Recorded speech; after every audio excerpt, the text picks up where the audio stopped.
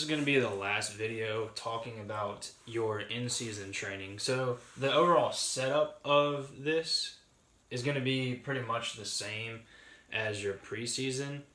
The only difference is for the higher minute guys, it would be 2 to 3 days a week max. Like, especially if you're playing like a game like 4 days a week, why would we continue to hammer on your body training like 4 days a week super hard? So like the volume will be lower, but the main thing we're trying to do is maintain your abilities through your season or slightly increase.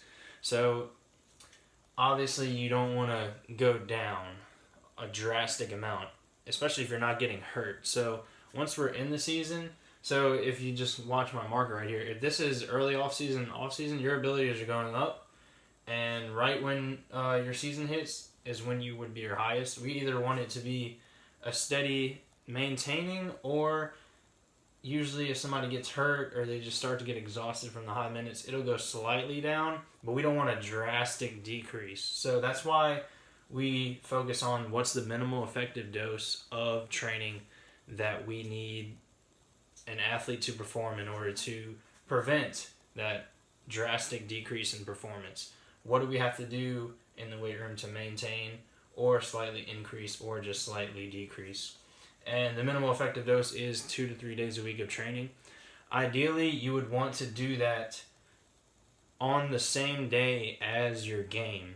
And the reason why is because all the times in between games you get to now use as your rest time. So if you have a game Monday and a game Thursday, you're going to be training Monday either before or after your game. So that way you get Tuesday and Wednesday off. If you were to train Tuesday, now you just get Wednesday as a full rest day versus getting 2 full rest days.